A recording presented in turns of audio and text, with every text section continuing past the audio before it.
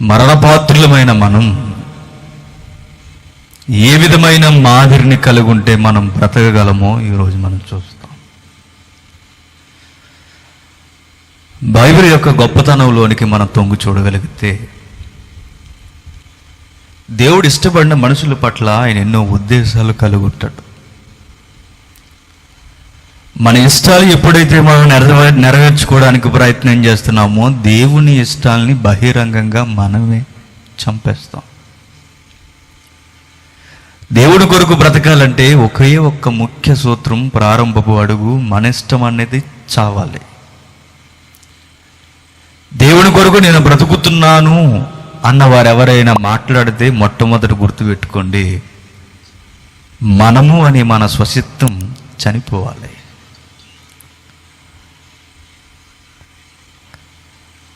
దేవుని యొక్క ఇష్టం మన జీవితంలో సిద్ధించుగాక అన్న వైఖరిని కలిగి మనం ఉండాలి. ఒక విచిత్రమైన భాష్యం మీకు పరిచయం చేస్తాను. కొరింథీయులకు రాసిన మొదటి పత్రిక, అపోస్తలుడైన పౌలు కొరింథీ సంఘానికి పత్రిక రాస్తూ 10వ అధ్యాయం 5వ వచనం నుండి ఏమంటున్నాడో ఒక్కసారి జాగ్రత్తగా ధ్యానించండి. అయితే వారిలో ఎక్కువ మంది దేవునికి ఇష్టలుగా ఉండకపోయిరి గనుక అరణ్యములో సంహరింపబడిరి. కాంటెక్స్ట్ మిస్ అవ్వకండి. అయితే వారిలో ఎక్కువ మంది దేవునికి ఇష్టలుగా ఉండకపోయారు గనక, దేవునికి ఇష్టలుగా ఉండకపోయారు గనక అరణ్యములో సంహరింపబడిరి. వారు అన్నాడు. ఎవరు? ఇశ్రాయేలీయులు. ఇశ్రాయేలీలో ఎక్కువ మంది దేవునికి ఇష్టలుగా ఉండకపోయారు గనక అరణ్యంలో సంహరింపబడిరి. ఇశ్రాయేలీలను చూస్తున్నప్పుడు క్రైస్తవులకు ముంగుర్తు, సాదృశ్యం, విశ్వాస పరిణామ క్రమం లేదా విశ్వాస పరిణామపు కొలత మనకు తెలియాలంటే ఒకసారి ఇశ్రాయేలీల యొక్క వారి జీవన శైలిని మనం గమనించాలి.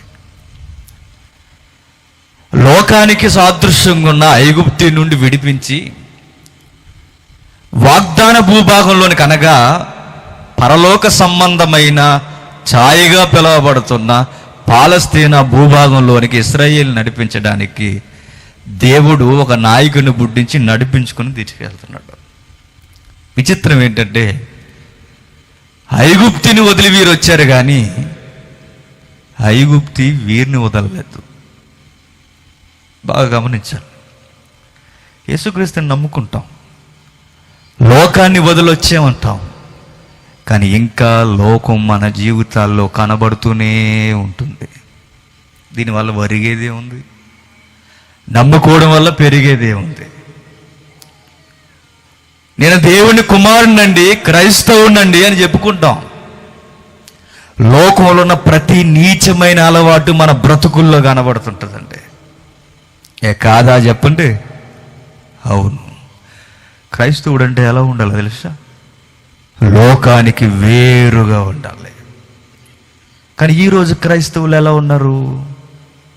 లోకంలో ఉన్నవాడికి క్రైస్తవుడికి పెద్ద తేడా లేకుండా పోయింది.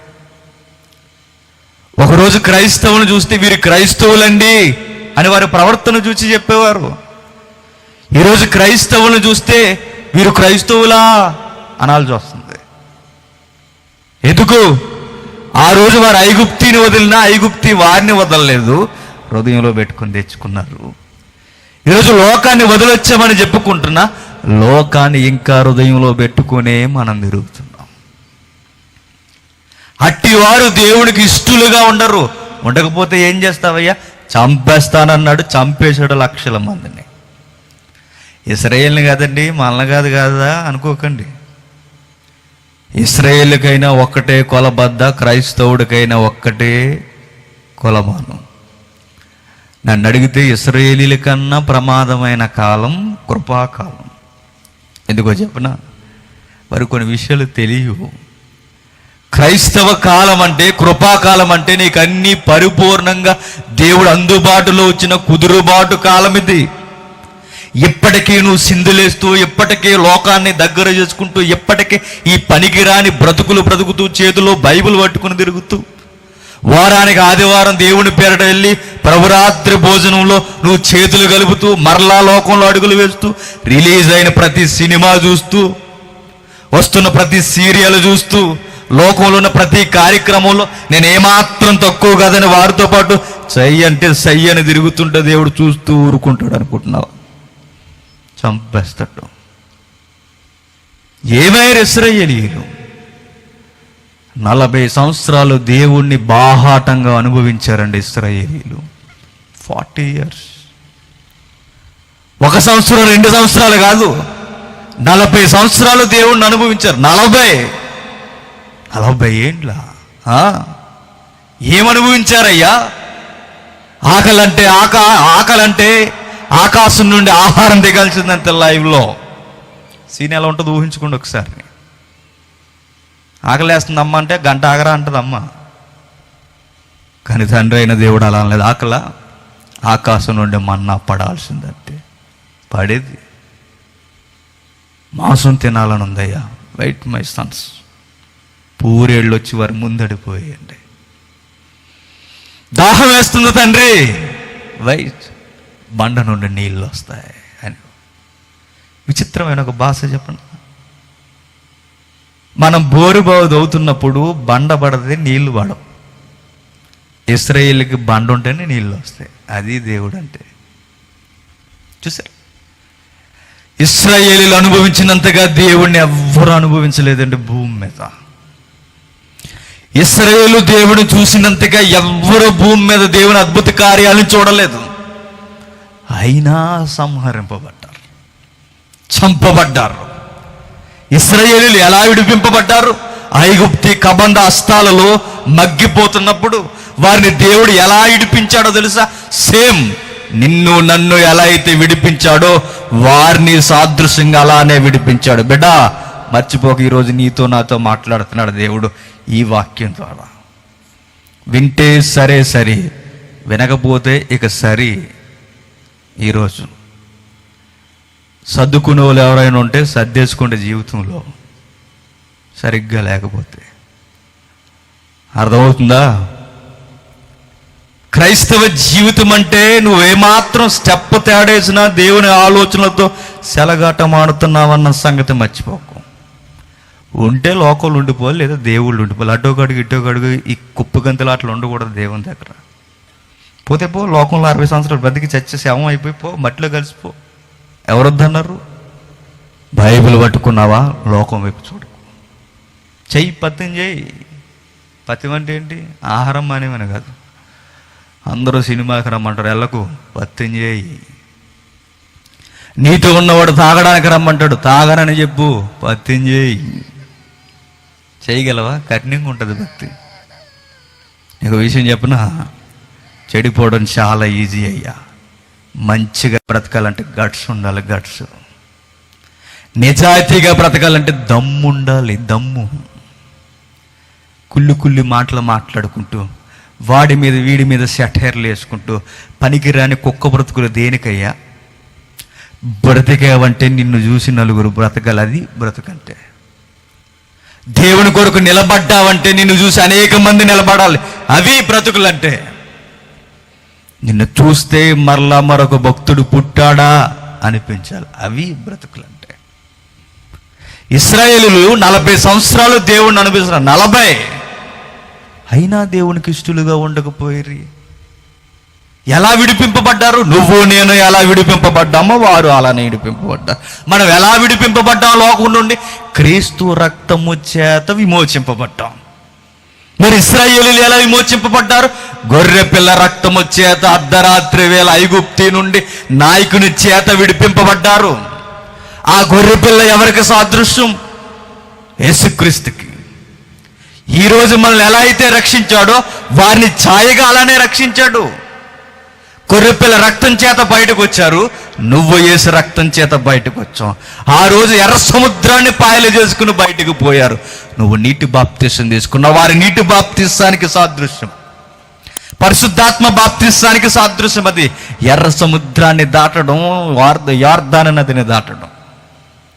ఎన్నో విషయాలు వారి కళ్ళతో ఛాయిగా అనుభవిస్తున్నారు. కృపాకాలంలో జరగబోయేవి.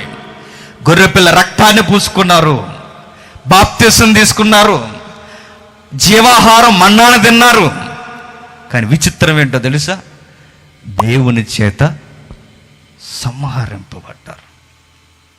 ఆ లిస్టులో నీకేం అర్థమవుతున్నాయి? బాప్తిసం తీసుకుంటే నచ్చేసామనడానికి గ్యారంటీ లేదన్నమాట. అర్థమవుతుందా? ఇశ్రాయేలీయులు ఎర్ర సముద్రాన్ని దాటిపోతే అది బాప్తిసానికి గుర్తు. బాప్తిసం తీసుకున్నారులే అని వదిలేసాడు. తప్పులు చేస్తే చంపేశాడు. అరే ప్రభురాత్రి భోజనం తీసుకుంటున్నారు ప్రతి వారం, పర్వాలేదని వదిలేశాడా? ఏం తిన్నారు వారు? జీవాహారం మన్నా తిన్నారు, గొర్రెపిల్ల మాంసాన్ని తిన్నారు, రొట్టెలు తిన్నారు. వదిలాడా? తప్పు చేస్తే వదలలేదు. క్రొత్త నిబంధనలు ఎలాంటి కొలమానం అయితే జరిగించారో అదే కొలమానం ముంగుర్తుగా చేశారు. అయినా వారు శిక్షింపబడ్డారు. అదే అంటున్నారు పౌలు 10:5, 1 కొరింథీ 10:5. అయితే వారిలో ఎక్కువ మంది దేవునికి ఇష్టలుగా ఉండకపోయారు గనుక అరణ్యములో సంహరింపబడిరి. దేవునికి ఇష్టలుగా ఉండకపోయారు కనుక ఏం చేశాడు? అరణ్యములో సంహరింపబడ్డాడు. మా ఫ్రెండ్ ఒక ఆయన ఉన్నాడండి, నా కొలీగ్, నాతో పాటు పోలీస్ డిపార్ట్మెంట్లో పనిచేస్తున్నాడు. అతను అడిగాడు, బ్రదర్, దేవుడు అనంతకాలం శిక్ష విధించడం అది న్యాయం కాదు బ్రదర్ అన్నాడు. ఆ లా అండ్ ఆర్డర్ చేస్తాడు, నేను ర్యాపిడ్ ఫోర్స్ పోలీస్ డిపార్ట్మెంట్లో చేస్తాను. ఇద్దరం ఒకే రూమ్. నూతనంగా దేవుళ్ళకి వచ్చి 1 year 2 years అవుతుంది. మరలా ఈరోజు కూడా అడిగాడు, దేవుడు అంతకాలం శిక్షాడు న్యాయం కాదు బ్రదర్, కొంతకాలం వేయచ్చు కదా, 60 సంవత్సరాలకు అనంతమైన లైఫ్ వేసేస్తాడు, ఏమైనా బాగుంది ఇది? సెంట్రల్ జైల్లో కూడా 14 సంవత్సరాలు కదా వేస్తారు మనకి. ఆ లా అండ్ ఆర్డర్ కేసు ఆడిదన్నమాట. అడుగుతున్నాడు, దేవుడు శిక్షిస్తున్నాడంటే ఊరకే శిక్షించాడండి.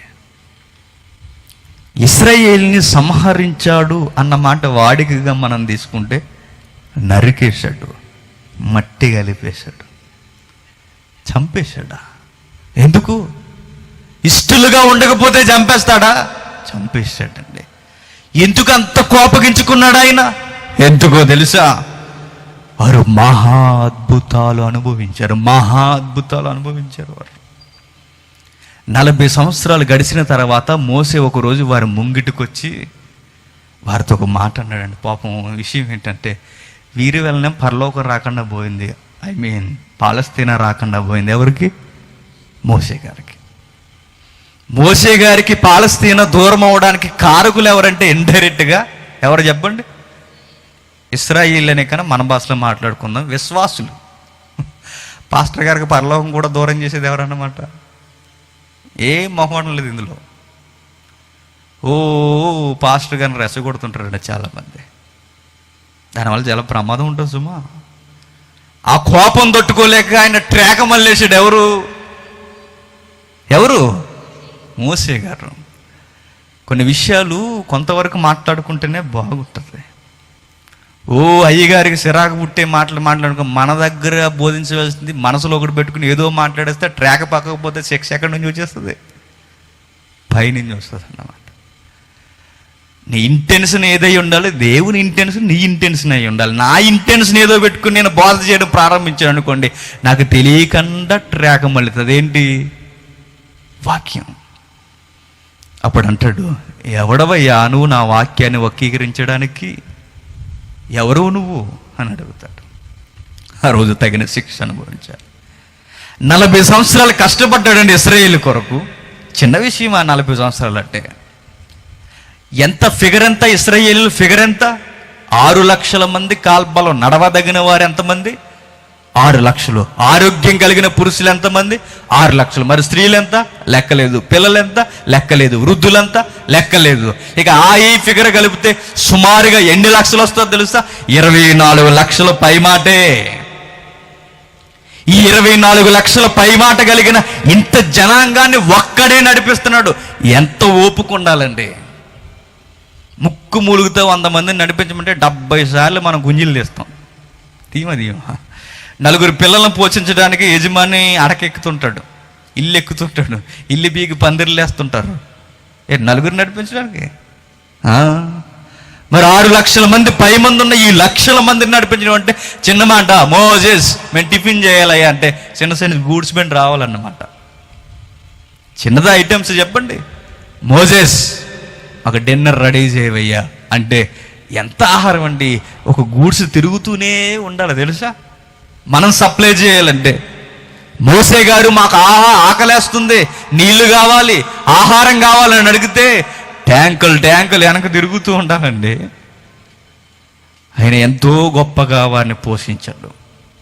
ఇంకా ఆయన మాట్లాడుతూ ఒకరోజు విచిత్రమైన భాష అన్నాడు. మోసే గారి బాధను తట్టుకోలేక ఆయన ఏమన్నాడు చూడండి. ద్వితీయోపదేశకాండం 8వ అధ్యాయం, ద్వితీయోపదేశకాండం 8వ అధ్యాయం 4వ వచనం. ఈ 40 సంవత్సరములు మీరేసుకుని బట్టలు పాతగిల్లలేదు, మీ కాలు వాయలేదు. ఒకడు తన కుమారుని ఎట్లు శిక్షించెనో అట్లే నీ దేవుడైన యెహోవా నిన్ను శిక్షించువాడని నువ్వు తెలుసుకుని. 4వ వచనం. ఈ 40 సంవత్సరములు నువ్వు వేసుకున్న బట్టలు పాతగిల్లలేదు, నీ కాలు వాయలేదు అన్నాడు. బాగా అబ్జర్వ్ చేయాలి మీరు. ఈ 40 సంవత్సరాలు ఏం జరగలేదో తెలుసా. నువ్వు వేసుకున్న బట్టలు మాయలేదు. నాకు అప్పుడప్పుడు ఒక విచిత్రం అనిపిస్తుంది అండి. పెళ్ళికి కుట్టించుకున్న బట్టలు ఒక 3 సంవత్సరాల తర్వాత ఆ బట్టలు వేసుకోమని చెప్పండి, సైజులు మారిపోతాయి, ఆకారంలో తేడా వచ్చేస్తుంది. ఒక 3-4 సంవత్సరాల తర్వాతే మన బట్టల సైజు మారుతాయి. మరి ఇశ్రాయేలుకి 40 సంవత్సరాలు వచ్చిన ఒకే డ్రెస్ ఏమవ్వలేదట, సైజు మారలేదట. ఇంకా విచిత్రం ఏంటో తెలుసా, వారి బట్టలు మాయలేదు. బట్టలు ఎప్పుడు మాస్తాయి? ఏ కాలంలో ఎక్కువ మాస్తాయి బట్టలు? సమ్మర్లో ఎక్కువ మాస్తాయి. ఎందుకు? చెమట పడుతుంది కనుక. చెమట పడితే బట్టలు త్వరగా మాసిపోతాయి. కానీ ఇశ్రాయేలుకి ఏం జరగలేదో తెలుసా. అరణ్య భూభాగంలో ఎండవేళ నడిచిపోతున్న ఇశ్రాయేలుకి దేవుడు చెమట కూడా బట్టనివ్వలేదన్నమాట. ఎంత బాగా దేవుడు తన పిల్లల్ని కాపాడుకుంటున్నాడు చూడండి. అరణ్య భూభాగంలో ఇశ్రాయేలుకి చెమట కూడా పట్టలేదు. ఆ రోజు అరణ్యం అంటే ఏదనుకుంటున్నారు? అరేబియా ఎడారి. మ్యాప్లో చూడండి, గూగుల్ తెలియజేస్తుంది. ఆ ఎడారి భూభాగంలో నడవాలంటే చాలా కష్టం అండి, చాలా కష్టం. రాత్రి వేళ విపరీతమైన చలి ఉంటుంది, పగట వేళ విపరీతమైన వేడి ఉంటుంది.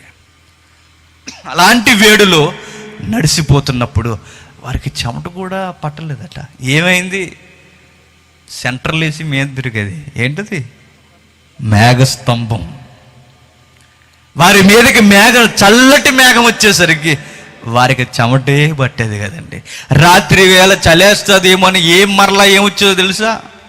అగ్నిస్తంభం వచ్చేది. ఇంత చక్కగా ఇశ్రాయేలుని నడిపించుకుంటూ పోతున్నాడు దేవుడు.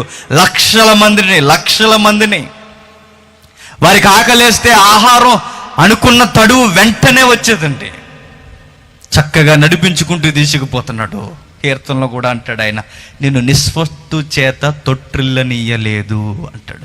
నిస్వత్తు అంటే ఏంటో తెలుసా? కనీసం నీకు చిన్న రోగాలను కూడా రానివ్వలేదు అంటాడు. ఆరోగ్యాన్ని ఇచ్చాడు, ఆహారాన్ని ఇచ్చాడు, ఎన్నో నీతి విలువల్లో నడిపిస్తున్నాడు. చక్కటి కొలమానవులు ఆయన నడిపిస్తున్నా చివరికి ఇలా చేసిన పనులు ఏంటో తెలుసా? దేవునికి ఇష్టలుగా ఉండకపోయారు. ఇన్ని పెట్టుబడులు పెట్టిన తర్వాత ఇష్టలుగా ఉండకపోతే దేవుడు ఏం చేయాలి చెప్పండి? చంపడం. రైటా కదా? రైట్. 40 సంవత్సరాలు పోషించినందుకు కేవలం చంపాడు. నువ్వు 60 సంవత్సరాలు ఓవరకి గొడ్డు మొక్కలా బ్రతికిస్తే దేవుడు ఏం చేస్తాడు?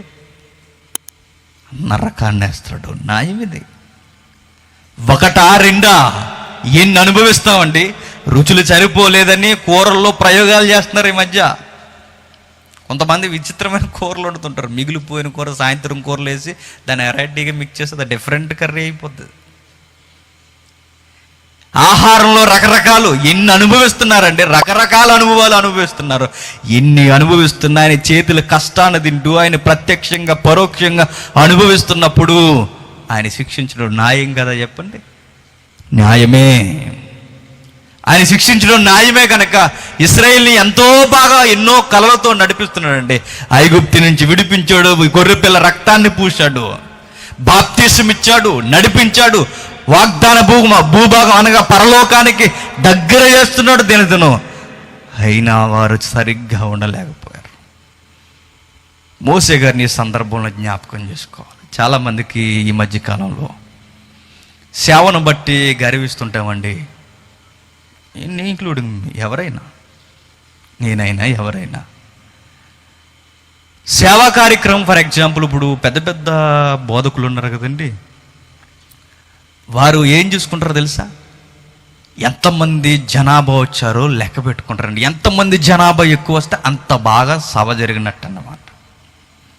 అంటే వీరు దేని బట్టి కొలత తీసుకుంటున్నారు? పరిచర్యను బట్టి కొలత. మా సేవ గొప్పది అనడానికి వచ్చిన జనాభా. పూర్వం ఒక సామెత ఉండేది. పూర్వం అట నరమాంస భక్షకులు మనుషులు తినేసిన తర్వాత లాస్ట్ పురులను లెక్క పెట్టుకుంటారంట, తలకాయలు, ఎన్ని తలకాయలు తిన్నామనేసి. ఈరోజు సేవకులు కూడా అలాగే అయిపోయారు, తలకాయలు లెక్కెట్టుకుంటున్నారు. ఆ రోజు నరమాంస భక్షకులు తినేసిన తర్వాత ఎన్ని పురులు ఉన్నాయో లెక్క పెట్టుకునేవారట. ఈరోజు ఇంటర్నేషనల్ స్పీకర్స్గా పిలువబడుతున్న అనేక మంది సహోదరులు, నేను ఒకరిని ఉద్దేశించి అంటలేదు, ఈ మధ్య ఎక్కువ కళ్ళబొల్లు లేనిపోనివన్నీ కలుపుతున్నారు. నిన్నే అన్నాడన్నా, మిమ్మల్ని అన్నారు, అయ్యగారు ఎవరిని అన్నారా, ఎవడ సరిగ్గా లేకపోతే ఎవరినైనా అంటారు. ఎందుకు లేనిపోని గిట్టేస్తున్నారు? పోయే కాలం అది. సేవకుల మధ్య చిచ్చు పెట్టడం ఉన్నదే యథార్థంగా చేసేవారు తక్కువ మంది, మళ్ళీ వీరి మధ్య మాటల కలుపులు దేనికి? చెడగొట్టడానికి బంధాన్ని. ఒక విషయం గుర్తుపెట్టుకోండి, అభ్యంతరాలు రాక మానవు అన్నాడు దేవుడు, అది యవన వలన వచ్చిన వాడికి మిక్కిలి శ్రమ అన్నాడు. బీ కేర్ఫుల్ సుమా. అభ్యంతరాలు రాక మానవు, అవి ఎవని వలన వస్తున్నాయో వాడు జాగ్రత్త. లోపాలు ఉంటే సరి చేసుకుందాం, తప్పేంటి? సరి చేసుకోవా? బయట వాళ్ళని సరి చేయాలంటున్న మనం మనలో లోపాలు ఉంటే సరి చేసుకోకూడదా? సరి చేసుకోవాలి. మీరు ఏమైనా జీతం ఇస్తున్నారు నాకు? మీకు అడ్జస్ట్మెంట్ బోధ చేయడానికి అవసరం లేదు కదా. పిలిస్తే పిలిచారు, లేకపోతే లేదంతేక. అందుకే ముఖాముఖిగా చెప్తున్నా, ఆ రోజు ఇశ్రాయేలులు దేవుణ్ణి అనుభవించకూడా దేవునికి ఇష్టలుగా ఉండకపోయారు. చంపేశాడు, తట్టుకోలేకపోయాడు. అదే పౌలు ఉటంకిస్తున్నాడు. వారిలో ఎక్కువ మంది దేవునికి ఇష్టలుగా ఉండకపోయారు గనక ఏం చేశాడు? సంహరించేశాడు. ఇష్టలుగా ఉండకపోయారు గనక సంహరించేశారు. మనం కూడా ఈరోజు ఏమనుకుంటున్నామంటే, సేవ అంటే ఇంతమంది జనాభా వస్తే మనం గొప్పగా సేవ చేస్తున్నట్టు అనుకుంటాం. ఎక్కువ మంది మనల్ని వెంబడిస్తే మనదే గొప్ప సేవ అనుకుంటాం. ప్రియ విశ్వాసి, సగటు సామాన్యమైన విశ్వాసి, ఒక విషయం గుర్తుపెట్టుకో, సేవను బట్టి అతిశయించి పరలోకం వచ్చేదనుకుంటే పాలస్తీనాలో మొట్టమొదటిసారిగా అడుగు వేయడానికి అర్హత కలిగిన వ్యక్తి ఎవరో తెలుసా? మోసెస్. వెళ్ళాడా? వెళ్ళలేదు. సేవే పరలోకానికి అర్హత అయితే, సేవే పరలోకానికి మొదటి అడుగు అయితే, మోసెస్ సేవను బట్టి మొదటి అడుగు ఆయనే వేయాలి. వేసాడా? వేయనిలే ఆ దేవుడు. మోసెస్ ఇలా రావయ్యా అన్నాడు. ప్రభువా ఇలా రా, ఒకసారి పర్వతం ఎక్కాను ప్రభువా, ఒకసారి లాంగ్ డిస్టెన్స్ జూమ్ చేశాను ప్రభువా, ఏం కనబడుతుంది? పాలస్తీనా ప్రభువా. బాగుందా? బాగుంది ప్రభువా. నువ్వు విషయం గుర్తెట్టుకో, నువ్వు వెళ్ళవు అన్నట్టు. అదేంటి ప్రభువా? సేవ నిన్ను తీసుకెళ్ళదయ్యా, పరిశుద్ధతే తీసుకెళ్తుంది అన్నాడు. నన్ను మహిమపరిచిన వారే ఉండాలన్నాడు. నన్ను తక్కువ చేసి నన్ను నిలబెట్టవలసిన పరిస్థితుల్లో నిలబెట్టకుండా కేవలం మీ యొక్క ఇష్టాన్ని నెరవేర్స్తే మీరు అనుకున్న ఆ వాగ్దాన భూభాగంలోనికి మీరు రారన్నాడు, రానివ్వనన్నాడు. మోసే అందుకు వెళ్ళలేదు. దేవుని ఇచ్చించాల్సిన సమయంలో దేవుణ్ణి మరుగు చేసి ఏం చేశాడు? తన కోపాన్ని చూపించాడు. ఏమయ్యాడు? వెళ్ళలేదు. సేవను బట్టే వెళ్ళాలనుకుంటే వెళ్ళాడా? వెళ్ళలేదు. సేవ అనేది ఏంటో తెలుసా?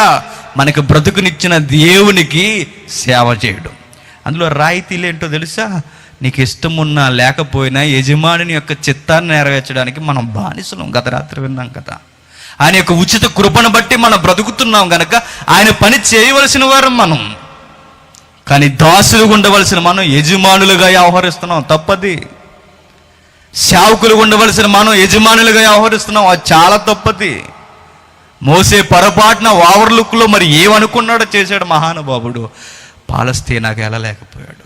అయితే విచిత్రం ఏంటంటే దేవునికి ఇష్టడు గనక అప్పటికి వెళ్ళనీయలేదు, కానీ తర్వాత తీసుకొచ్చాడు పాలస్తీనాకి. అది విషయం. ఎప్పుడు తీసుకొచ్చాడు? ఒకరోజు యేసుక్రీస్తు వారు ప్రార్థన చేస్తున్నప్పుడు రూపాంతర కొండ మీద ఎవరెవరు వస్తారు? ఏలియా, మోసెస్. అప్పుడు వెళ్ళనీకపోయినా ఆ తర్వాత తీసుకొచ్చాడు, అడుగు పెట్టించాడు. తన పిల్లల ఇష్టాన్ని నెరవేరుస్తాడు. కాకపోతే జరగాల్సిన టైంలో కొన్ని జరగవు. ఎందుకో తెలుసా? మనం వేసే తప్పటడుగులు, తప్పుడు నిర్ణయాలు. మన చుట్టూ ఉన్న తప్పుడు నిర్ణయాలు ఇస్తున్న వారి వలన మనకు చాలా దూరం అయిపోతే దేవుని వలన. అలానే ఇశ్రాయేలు దెబ్బతినిపోయారు. వారు ఒకరిని ఒకరిని చూసి పురుగొల్పబడ్డారు. చివరికి దేవుని ఇష్టానికి పూర్తిగా వ్యతిరేకమైపోయారు. ఇక్కడ అబ్జర్వ్ చేయవలసిన పాయింట్ ఏంటంటే 40 సంవత్సరాలు వారు దేవునికి ఇష్టలుగా ఉండకపోయినా ఏం తిన్నారో తెలుసా? మన్నా తిన్నారండి. అది వండరు అక్కడ. 40 సంవత్సరాలు దేవునికి నచ్చకపోయినా ఎన్నో అద్భుతాలు చూశారు. అంటే విచిత్రం ఏంటి? మనం దేవునికి నచ్చకపోయినా మన జీవితాల్లో ఏం జరుగుతాయన్నమాట? అద్భుతాలు జరుగుతాయన్నమాట. మనమేమనుకుంటాం, అమ్మో మా కుటుంబంలో ఇన్ని జరిగిపోతున్నాయి, మా కుటుంబం దేవునికి బాగా నచ్చేసిందిలో ఉంది, మేము నచ్చకపోతే ఎవరు నచ్చుతారు దేవునికి? దేవుడికి మేమే నచ్చేసాం కనుక మేము అనుకున్నవన్నీ జరిగిపోతాయి అనుకుంటారు అమాయకంగా. ఇశ్రాయేలీయులు దేవుడికి నచ్చలేదు, అవిశ్వాసులు. అయినా వారి ప్రార్థనలు దేవుడు విన్నాడు. అంటే అవిశ్వాసుల ప్రార్థనలు కూడా దేవుడు వింటాడన్నమాట. అవిశ్వాసులైన ఇశ్రాయేలీయులు ప్రార్థన చేసేవారు ఆహారం కావాలని. ఏమైంది? పడింది. 40 సంవత్సరాలు దేవుడికి ఇష్టలుగా ఉండకపోయినా దేవుణ్ణి అనుభవించారు, దేవుని అద్భుతాలు చూశారు. మన జీవితంలో ప్రారంభంలో ఎక్కువ మంది క్రైస్తవులకి జరిగేవేంటో తెలుసా? మన జీవితంలో అద్భుతాలు జరుగుతుండేసరికి, మన జీవితంలో కోరుకున్నవన్నీ నెరవేరుతున్నప్పుడు మనం అనుకుంటాం ఓవర్లుక్లో, నేను దేవునికి చాలా నచ్చేసానండి అనుకుంటాం. అదే అంటున్నాడు ఎబ్రీయులకు రాసిన పత్రిక అపోస్తుడైన పౌలు. ఎబ్రీయులకు రాసిన పత్రిక 3వ అధ్యాయం. అపోస్తుడైన పౌలు ఎబ్రీయులకు రాసిన పత్రిక 3వ అధ్యాయం 17వ వచనం. ఎవరి మీద 40 ఏండ్లు ఆయన కోపగించెను, ద్రోహం చేసిన వారి మీదనే కదా. వారి శవములు అరణ్యములో రాలిపోయిన. ఎవరి మీద కోపగించాడట? 40 సంవత్సరాలు ఇశ్రాయేలు మీద కోపగించాడట. 40 సంవత్సరాలు ఇశ్రాయేలు మీద ఆయన కోపగించిన 40 సంవత్సరాలు వారు ఏం చేశారో తెలుసా? అద్భుతాలు అనుభవించాడు. క్రైస్తవ జీవితంలో, భక్తుల జీవితంలో జరుగుతున్న దేవుని యొక్క సహాయాన్ని బట్టి నేను దేవునికి నచ్చేసామనుకుంటే పొరపాటు. ఇది విశ్వాసులు గమనించుకోవాలి. సేవకులైన వారుగా మనం గమనించుకోవాల్సింది ఏంటో తెలుసా? పరిచర్య ఎంత బాగా జరుగుతుందంటే దేవుడిని నేను బాగా నచ్చేసాను అనుకుంటే పొరపాటు. ఎందుకంటే పరిచర్య మనకి ఫలాన్ని తీసుకొచ్చి పెట్టదు. మరి దేవుడికి నచ్చేది ఏంటంటే ఒకే ఒక్కటండి, వ్యక్తిగత జీవితం. బాగా వినరు ఈరోజు, చాలా మంచి విషయం ఇది. ప్రపంచాన్ని పర్యటిస్తున్న బోధకుడికైనా ఇంటి ఇల్లాలకైనా ఒకే ఒక్క కొలమానం, వ్యక్తిగత జీవితం, పవిత్రత, దేవునికి చిత్తానుసారంగా బ్రతకడం. ఆ రోజు అద్భుతాలు అనుభవించినా దేవునికి ఇష్టలుగా ఉండలేకపోయారు. బెస్ట్ ఎగ్జాంపుల్ ఏంటో చెప్పనా? యేసుక్రీస్తు చేత చాలామంది అద్భుతాలు చేయించుకున్నారు. మరణించిన వారు అనేక మంది లేచారు. అయితే విచిత్రం ఏంటంటే మరణించి తిరిగి లేచిన వారిలో ఎవరిని తీసుకొచ్చి 12 మంది శిష్యులు ఒక్కనిగా పెట్టలేదు. ఎందుకు? వారు అద్భుతాలు మాత్రమే అనుభవిస్తారు. వారి వ్యక్తిగత జీవితం దేవుణ్ణి మెప్పించేలా లేదు. ఇశ్రాయేలు అద్భుతాన్ని అనుభవించారు. ఎంతగా అనుభవించారంటే దేవునికి నచ్చకపోయినా, దేవునికి ఇష్టం లేకపోయినా దేవుణ్ణి మోసేని బాధపెట్టి మరీ అనుభవించేవారండి. వారు ప్రారంభపు అద్భుతాన్ని అనుభవిస్తున్నప్పుడు నిజంగా సిగ్గేస్తుంటుందండి. ఒక విషయం చెప్తాను, జాగ్రత్తగా వినండి. ఎర్ర సముద్రాన్ని పాయలు చేసి జస్ట్ 15 రోజులు అయిందంతే. అప్పటికి ఇశ్రాయేలుకి జరుగుతుంది. జస్ట్ 15 రోజులు ఎర్ర సముద్రాన్ని పాయలు చేసి, ఎర్ర సముద్రాన్ని మన కళ్ళ ముందు పాయలైందంటే మనకు ఎలా ఉండాలి? నిద్ర పడుతుంది అసలు? ఫర్ ఎగ్జాంపుల్ బాగా అర్థం కావాలని, మనం ఇలా నడిచిపోతున్నాం అనుకోండి, ఈ చెరువు అలా పాయలైపోయింది అనుకోండి, నిద్రపోతారు మరలా మీరు? అమ్మో, నేను వెళుతున్నప్పుడు చెరువు పాయలైపోయింది, నేను ఇలా నడిచి వెళుతున్నప్పుడు డ్రైనేజ్ అలా సైడ్ అయిపోయింది అనుకోండి, ఎలా ఉంటుంది సీన్? ఎలాలో వెనక రావాలో అర్థం కాదు మనకి. అద్భుతం. నిద్రపోయినా అదే గుర్తొస్తుంది, లేచినా అదే గుర్తొస్తుంది. పాయలైన ఆ సందర్భం మన కళ్ళ ముందు తిరుగుతూనే ఉంటుంది. మరి ఇశ్రాయేలీయులకి ఎర్ర సముద్రం పాయలైపోయిందండి. ఎంత విచిత్రమో తెలుసా? ఎంత విచిత్రం అంటే పౌలు భక్తుడు మంచి మాటను ఉటంకించాడండి. వారు ఆరిన నేల మీద నడిచిపోయిరంటాడు ఎబ్రీ పత్రికలో. వారు ఆరిన నేల మీద నడిచిపోయిరి. ఆరిన నేల మీద నడిచిపోయిరి. ఆరిన నేల అంటే సముద్రంలో ఇసుక ఆరుంటుందా? ఆరుండదు. పాయలు అయిన వెంటనే ఇసుక కూడా వారి కాళ్ళకు అంటుకోకుండా ఆరిపోయిందండి. అంత అద్భుతం వారి కళ్ళ ముందు జరిగింది. ఎర్ర సముద్రం వెల్కమ్ చెబుతుంది, రండయ్యా మీరు దేవుని పిల్లలు, నా గర్భాన్ని చీల్చుకుని అటు పోండి అని చెబుతుంది. అలాంటి అద్భుత కార్యాలను చూసి వారు వెళుతున్నప్పుడు, ఎర్ర సముద్రం మధ్యకి వెళ్ళినప్పుడు ఒక్కసారి అటు ఇటు చూశారు అనుకోండి, సీన్ ఎలా ఉండాలి? నీళ్ళు అటు ఇటు నిలబడితే ఎలా ఉంటుందండి అసలు? చాలా అద్భుతం కదా అదంతా. అంత మహా అద్భుతాన్ని ఆ రెండిటి కొలల మధ్య, అనగా ఆ రెండు భాగాల మధ్య, ఆ నీళ్ళ యొక్క భాగాల మధ్య నడిచిపోతున్నప్పుడు ఇసుక కూడా అడ్డుకోలేదట. ఒక పెద్ద ఆయన లెక్కలేసి చెప్పాడు, సుమారు ఎంతగా విడిపోయింది సముద్రం అంటే సుమారుగా దగ్గరగా కిలోమీటర్న్నర పైనే విడిపోయిందని చెప్పుకొచ్చారు. అంత ఎడాలు విడిపోయిందండి ఎర్ర సముద్రం. అలాంటి ఎర్ర సముద్రం విడిపోయి అద్భుతం జరిగి 15 రోజులు కూడా అవ్వలేదు. ఈ పెద్ద మనుషులు సరుకులు తెచ్చుకున్నారు కదా, ఎక్కడి నుండి క్యారీ చేశారు? ఎక్కడి నుండి? ఐగుప్తు నుంచి. ఆహారం తెచ్చుకున్నారు, వస్తువులు తెచ్చుకున్నారు, అన్నీ తెచ్చుకున్నారండి. నీళ్ళ తిత్తులు తెచ్చుకున్నారు. తెచ్చుకున్న ఆహారం అంతా ఎన్ని రోజులు వచ్చిందో తెలుసా? 15 రోజులు వచ్చింది.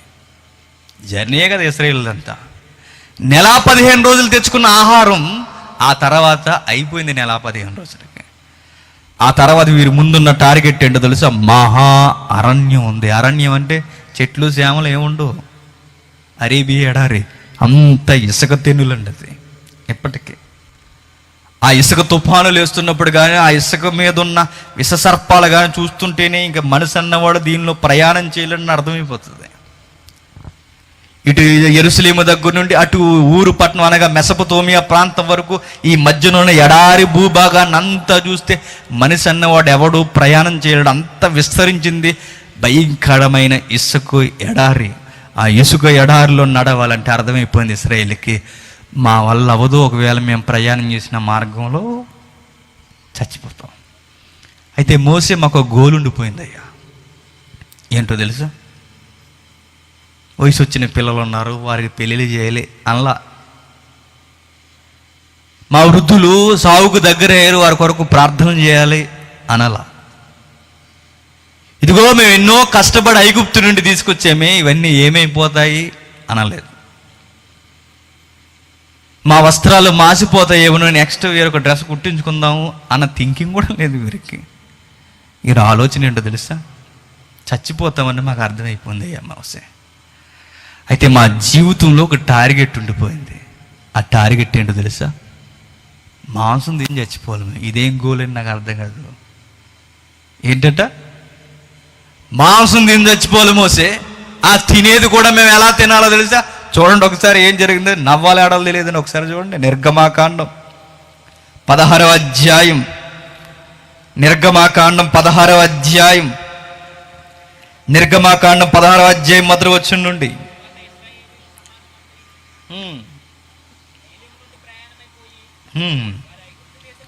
వారు ఐగుప్తి దేశంలో నుండి బయలుదేరిన 2వ నెల 15వ దినమున ఏలిమునకును సీనాయికుని మధ్యన సీను అరణ్యమునకు వచ్చిరి. ఆ అరణ్యములో ఇశ్రాయేలీయుల సమాజం అంతయు మోసే అహరోనుల మీద సనిగిరి. ఏడట మోసే అహరోనుల మీద సనిగిరి. మోసే సంసార జీవితంతో ఉండేది తక్కువ, ఇశ్రాయేల్ సమాజంతో ఉండేది ఎక్కువ. ఆయన ఇశ్రాయేల్ సంఘంతోనే ఎక్కువ గడిపాడు, సంసార జీవితాన్ని తక్కువ గడిపాడు. అయినా ఇశ్రాయేలీలందరూ ఎవరి మీద సనుగుతున్నారు? మోసే మీద సనుగుతున్నారండి. ఎందుకయ్యా నీ సనుగుడి కార్యక్రమం దేనికని అడిగితే ఇశ్రాయేలు మంచిది ఏం చెప్పలా. ఏంటంటే మోసే గారు మరీ మధ్య మీరు ప్రార్థనలు పెట్టకుండా మానేశారు అనలేదు. విచిత్రమైన విశ్వాసులు ప్రతి దినంలో ఉంటారండి, కనబడుతుంటారు ఈ మహాభక్తులు అక్కడక్కడక్కడ. వీళ్ళకి వాక్యం ఎక్కదు. ఏమెక్కుతుందో తెలుసా? అన్ని లౌకిక సంబంధమైనవి ఎక్కుతుంటాయి వీరికి. చాలామంది ఒకప్పుడు మేము వాక్యం నేర్చుకుంటున్న ప్రారంభంలో వాక్యం గుర్తుండేది కాదు మాకు. ఏం గుర్తుండేది? ఎవరినైనా తిట్టేశారు అనుకోండి, సేడమాడ అయ్యే గుర్తుండే మాకు. అంటే మాకు దేని మీద మనసు లేదు, వాక్యం మీద మనసు లేదు. ఎవరినైనా బాగా తిట్టేశారు అనుకోండి, భలే తిట్టాడ్రా పెద్ద ఆయన అనుకునేవాళ్ళం. అవే గుర్తుండేవి మాకు. అది మంచి యాటిట్యూడ్ కాదు. అది ఇశ్రాయేలు కూడా వారికి అద్భుతాల మీద ఇవన్నీ మర్చిపోయారండి. అలాగే వాక్య సంబంధమైనది ఏది ఎక్కదు వారికి. ఎంత దరిద్రులు అంటే వారి కళ్ళ ముందు బ్రతుకులు తెరిచిన పుస్తకాల్లో పెట్టిన ఏది పట్టలేదని వారికి. మోసే ఇశ్రాయేలు మీద, మోసే అహరోనుల మీద సనుగుతున్నారట ఇశ్రాయేలు అందరూ. ఏమని సనుగుతున్నారు? ప్రార్థన చేయడం మానేస్తున్నారేంటి ఈ మధ్యకాలంలో, యెహోవాతో మాట్లాడడం మానేస్తున్నారేంటి ఈ మధ్యకాలంలో, ధర్మశాస్త్ర సంబంధమైన కొలమానం మాకు ఇవ్వట్లేదంటే ఈ మధ్యకాలంలో అనలేదు. మరేమని బాధపడుతున్నారు? అప్పుడు అంటున్నాడు చూడండి ఏమని బాధపడుతున్నారు. ఇశ్రాయేలీలు మేము మాంసము వండుకొని కొండల యొద్ద కూర్చుండి తృప్తిగా ఆహారం తినప్పుడు యెహోవా చేతి వలన ఎలా సావకపోతిమి. అక్కడ ఎంత బాగా వివరించాడు చూడండి. ఏమంటున్నాడు చూసారా? మేము మాంసము వండుకొని కొండల యొద్ద కూర్చుండి తృప్తిగా ఆహారం తిన్నప్పుడు ఎక్కడ కూర్చుంటారట? మాంసం వండుకుంటారంటే చూడండి ఎంత విచిత్రమో. కనీసం స్నానం కూడా చేయరట. ఎవరు? ఇశ్రాయేలు కుటుంబం అంతా ఒక పెద్ద కుండ తెచ్చుకుని ఆ కుండ పెట్టుకుని కుండలో మాంసం వేసుకుని ఉడికింది ఉడకిందో వెంటనే చూసుకుని జడ్జిమెంట్ ఇచ్చేసుకుని దాన్ని అక్కడే కుండల దగ్గర కూర్చుని తినేస్తారట. ఎవరు? ఇదేం క్యాండిడేట్స్ అని నాకు అర్థం కాదు. వీళ్ళు ఎంత విచిత్రమైన వారంటే మరి కనీసం స్నానం చేయరంటే అలాంటి కుదరవు బ్రదర్. ఇప్పుడు ఇలాంటి చిన్న చిన్న పనులు మేము చేయమంటారు. ఎవరు? ఇశ్రాయేలు మా ఫ్రెండ్స్ కొంతమంది ఉంటారండి, మా కొలీగ్స్. మరి స్నానం చేసిరారా, డ్యూటీ చేసి వచ్చే కదా స్నానం తర్వాత చేస్తున్నారా, స్నానం చేయబోదు నష్టం ఇప్పుడు అంటాడు. మరి స్నానం చేసి తినరా, భరించలేకపోతున్నావు అంటే నువ్వు తినకపోతే మాని, నేను తినడం మాత్రం వెనక అంటాడు. ఆ బౌల్ ఇలా పెట్టు అంటాడు. ఆడు చూసారా, వాడికి స్నానం అలాంటి చిన్న చిన్నవి పట్టించుకోడు అనమాట. తినేయాలంతే ముందు. ఇశ్రాయేలు కూడా తల్లి కుటుంబం అంతా కూర్చొని కొండ దగ్గర కూర్చుంటారంటండి. అలాగా మీరు ఒకసారి సీన్ ఊహించుకోండి. కొండ దగ్గర అలా కూర్చుని అయిందా లేదా, అవుతుందా లేదా, అవును వెంటనే ఇలా కొండ దించేసుకుని ఏం చేస్తారట? తినేస్తారట. ఇదే ఆ మోసే మా టార్గెట్. అర్జెంట్గా ఒక కొండ కొనుక్కోవాలి, మేము మాంసం తెచ్చుకోవాలి, అందులో పెట్టుకోవాలి. మాంసం తృప్తిగా అంటే ఇంక ఏలు పడితే తగిలేయాలన్నాడు మొక్క. అక్కడ దాకా తినేసిన తర్వాత అప్పుడు యెహోవా చంపేస్తే మా చావు చల్లటి చావు అయ్యా మోసే. సరే ఏమనుకుంటున్నారు? మరణపాత్రులు, చావలసిన వారు, సంహరింపబడవలసిన వారు, పనికిరాని భ్రష్ట జనాంగం. వీరి టార్గెట్స్ ఏంటో తెలుసా? మాంసం తిని చచ్చిపోవాలి. చచ్చిపోయే ముందు సత్క్రియలు చేసి చనిపోరట. మరి ఎలా చనిపోతారట? మాంసం తినే మేము చచ్చిపోతాం. మనం కూడా ఉంటాం కదండి. విచిత్రమైన క్యాండిడేట్లు ఉంటారండి. రే నువ్వు ఐటెం తినకపోతే నీ బ్రతుకు వేస్ట్రా అంటారు. అయ్య బాబోయ్, ఇటు ఐటెం తినకపోతే ఇంక బ్రతకడం వేస్టే. నువ్వు ఐటెం తినకపోతే వేస్ట్రా, అక్కడికి వెళ్ళి సాంబార్ ఇడ్లీ తినకపోతే వేస్ట్రా, ఇక్కడికి వెళ్ళి స్పీడ్ తినకపోతే వేస్ట్రా. ఇటు జీవితాన్ని తిండితో కంపేర్ చేస్తూ ఏమంటున్నాడు తెలుసా? నువ్వు అది తినకపోతే నీ లైఫ్ వేస్ట్. చాలామంది సేవకులు అంటారు, నన్ను కూడా అందరినీ కాదులేండి, గొప్ప సేవకులను వారి చేతులు ఎత్తి దండం పెడతాను, అందరినీ కాదు. విచిత్రమైన కొంతమంది సేవకులు ఉంటారు. తల్లి నువ్వు వండిన వంట తినకపోతే నా సేవ వ్యర్థం రా తల్లి అంటాడు. నీ సేవ ఆవిడ వంటకుతో పోలిక చూసారా? ఆవిడ వండుకుంటూ పొంగిపోయి ఇంకా మసాలా దట్టించేస్తుంది. అయ్యగారు నన్ను మెచ్చుకున్నారంటే ఇంకా నెక్స్ట్గా ఇంక వంట అదిరిపోవాలి, వంట వారిపోయి ఇంకా మా ఊరు వంట అనుకుంటుంది అనమాట ఎవరు. ఆ తర్వాత పెంట చేసి ఆయన గెట్టేస్తుంది. ఆ తిరిగి అయిన తర్వాత ఆయనకి డ్యాములు గెట్టెత్తేస్తాయి. తిండి మీద ఆశ, ప్రజలకి తిండి మీద మమకారం ఎక్కువ, ప్రజలకి ఈ శరీర సంబంధమైన ఆశలు ఎక్కువ. ఇశ్రాయేలు ఎంతగా అనుభవించారండి. దేవునికి నచ్చకపోయినా మాంసం అడుగుతున్నారు కదా మోసెస్, ఇచ్చేవారికి మాంసం.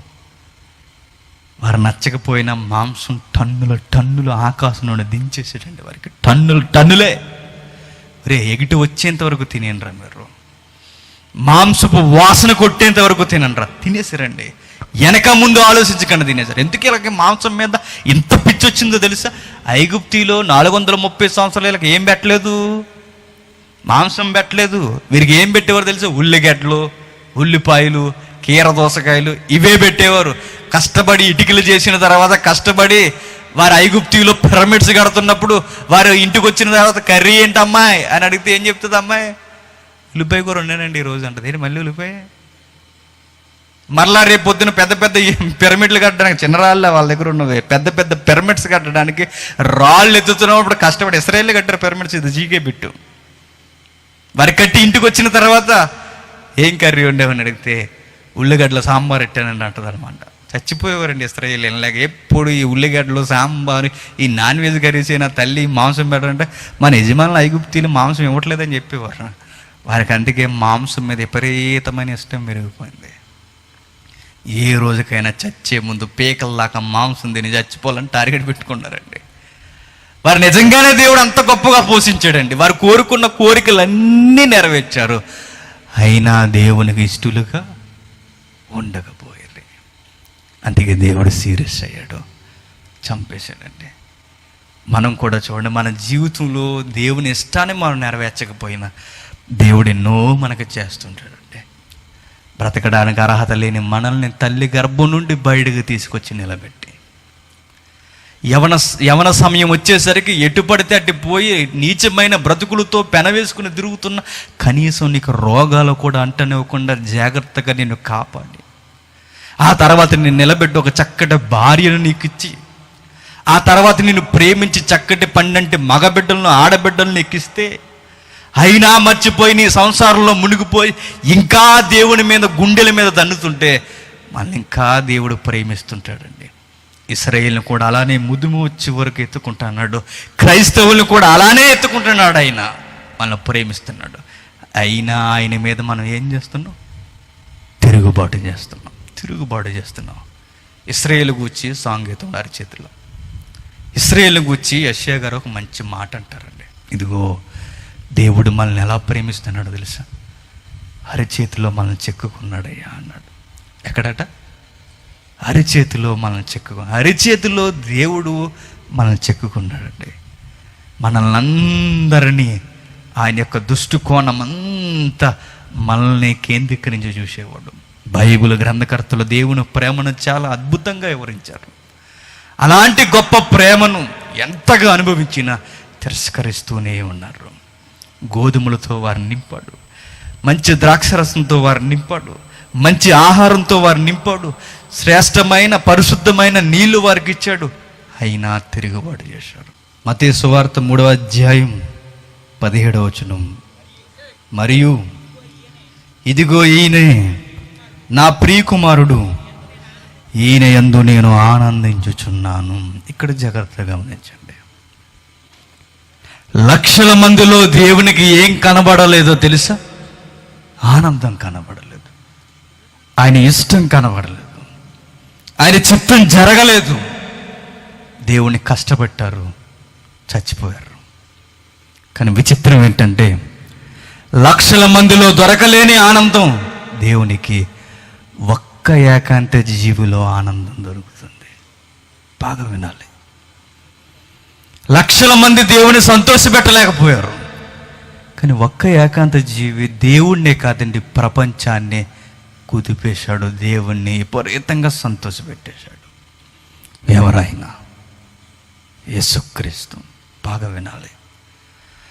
ప్రపంచ దేశాలు పర్యటిస్తున్న బోధకుడికైనా ఇంటి ఇల్లాలకైనా ఒకే ఒక్క కొలమానం వ్యక్తిగత జీవితం. యేసుక్రీస్తు తండ్రి అయిన దేవుణ్ణి ఎలా మెప్పించాడో తెలుసా? ఈ కాంటెక్స్ట్లో మీరు ఇన్వాల్వ్ అవ్వాలి, దాని డెప్త్కి వెళ్ళాలి మీరు. లేకపోతే కష్టం అండి. బైబిల్ అక్షరాలు వస్తే చదివేసుకోవచ్చు బైబిల్, కానీ భావాన్ని అందరూ పట్టుకోలేరు. భావాన్ని పట్టుకున్నవాడు నిద్రపోయి ఉండలేడు. భావం అర్థమైన వాడు తన కొరకు బ్రతకలేడు. భావం అర్థమైన వాడు ఎవరిని దూరం చేసుకోలేడు.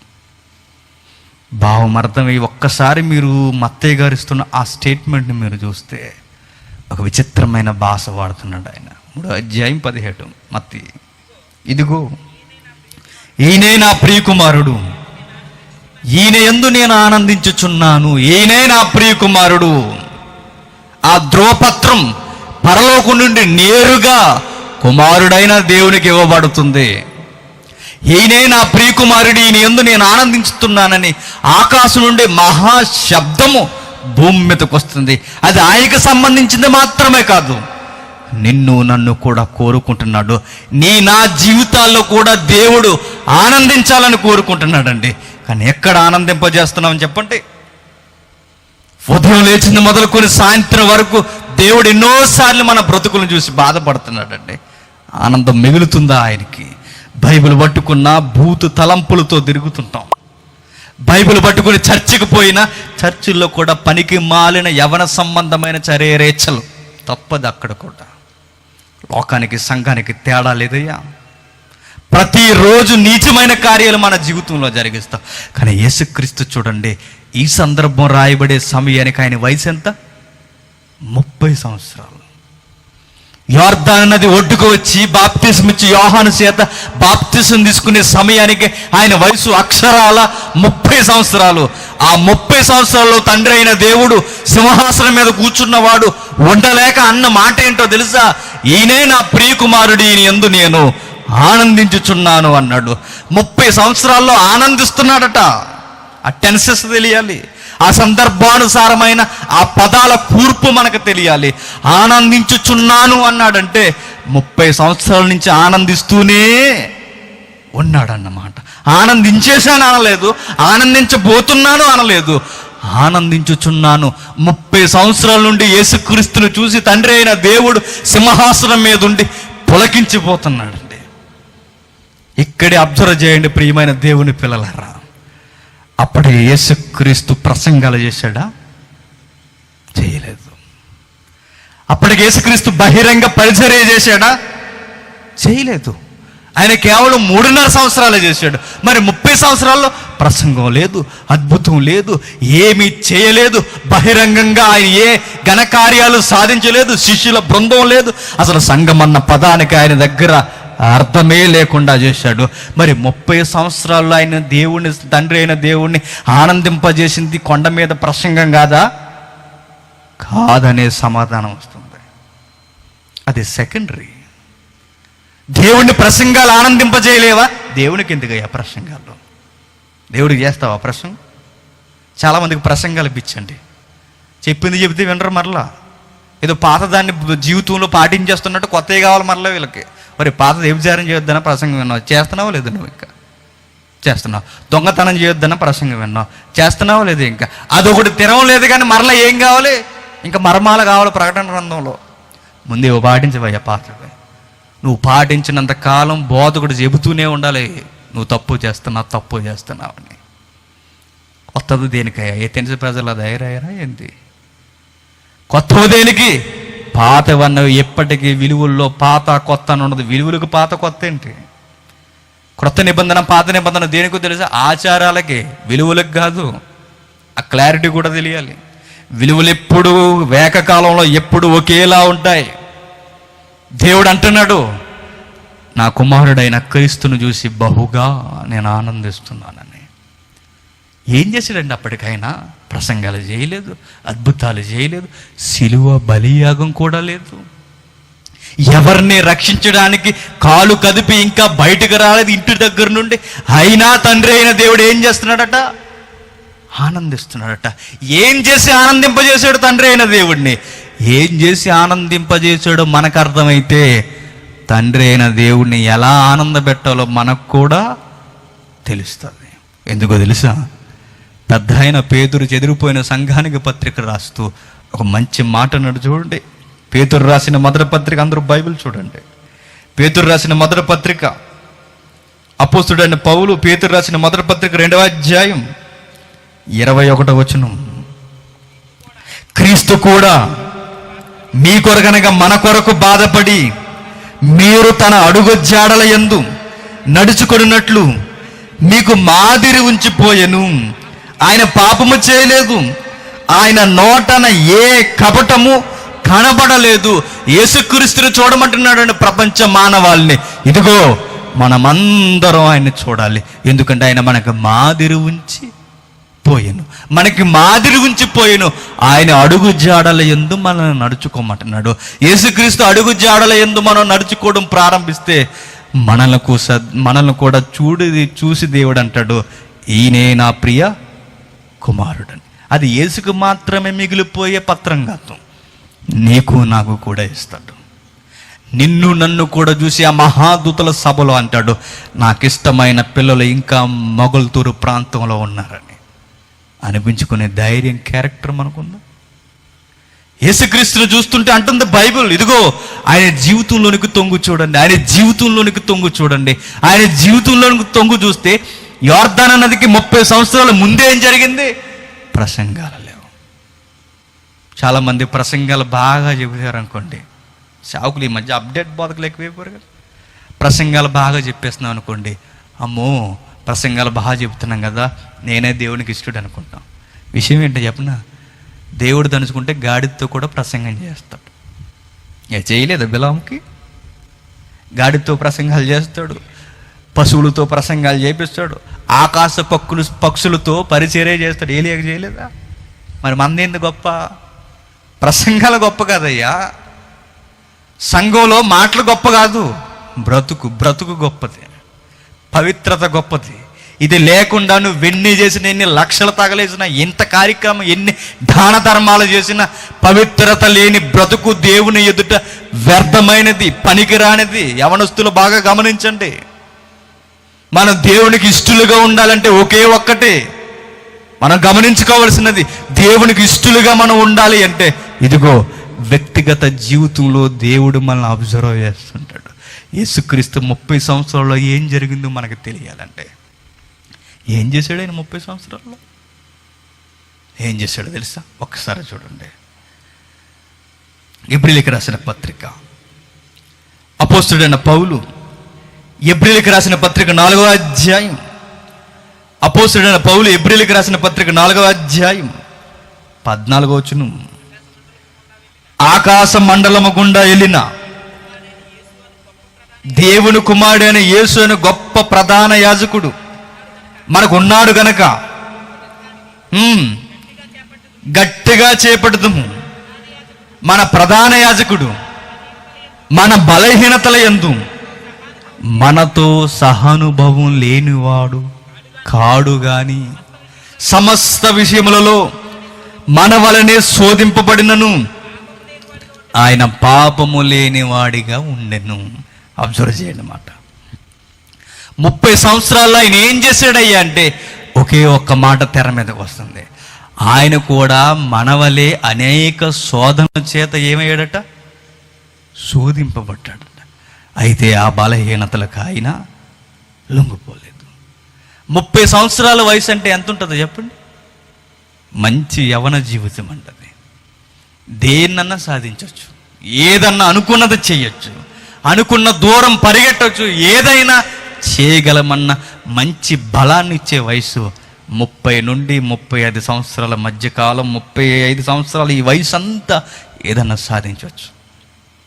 కానీ విచిత్రం ఏంటంటే యేసుక్రీస్తు జీవితంలో మనకు ఎలాంటి బలహీనతలు ఉన్నాయో, ఈ దేహాన్ని, ఈ పాప ఆకారాన్ని ధరించుకున్న ఆయనకు కూడా అలాంటి బలహీనతలే వచ్చాయండి. కానీ ఆయన ఏం చేయలేదు తెలుసా? పాపం చేయలేదట. ఆయన 30 సంవత్సరాల్లో ఏం జరగలేదంటే పాపం జరగలేదు. ఎందుకు చేయలేదయ్యా యేసుక్రీస్తు? చాలామంది అడగాలండి యేసుక్రీస్తుని బైబిల్లో. అట్లా మీరు ఎట్లా ఉండగలిగారండి? అసలు మీరు దేవునికి ఇష్టలుగా పాపం చేయకుండా మీరు ఎలా పాపాన్ని జయించగలిగారంటే ఒక ఆన్సర్ ఇచ్చాడు పౌలు గారు. రోమిలికి రాసిన పత్రిక ఏమన్నాడు చూడండి. రోమిలికి రాసిన పత్రిక 15వ అధ్యాయం, రోమిలికి రాసిన పత్రిక 17వ అధ్యాయం 3వ వచనం, 15వ అధ్యాయం 3వ వచనం, క్రీస్తు కూడా తనను తాను సంతోషపరచుకొనలేదు కానీ తన నిందించి వారి నిందలు తన మీద పడిను అని రాయబడినట్లు ఆయనకు సంభవించిన. ఏమన్నాడట? యేసుక్రీస్తు తనను తాను ఎప్పుడూ సంతోషపరచుకోలేదట. యేసుక్రీస్తు తనను తాను ఎప్పుడూ సంతోషపరచుకోలేదు. అంటే యేసుక్రీస్తుకి ఒకసారి మనలాగే ఊహించుకున్నాం అనుకోండి, ఏవయ్యా యేసుక్రీస్తు సరదాగా అలా తిరిగొద్దాం రావా, ఎప్పుడు బైబిలెట్టు తిరుగుతావేంటి, సరదాగా వెళ్దాం, కుర్రోళ్ళం కదా మనం, తిరుగుదాం రా అన్నాడు అనుకోండి, ఫ్రెండ్స్ అన్నారు అనుకోండి. యేసుక్రీస్తు ఏమంటాడు తెలుసా? ఒకసారి జడ్జిమెంట్ చేసుకుంటాడు అన్నమాట.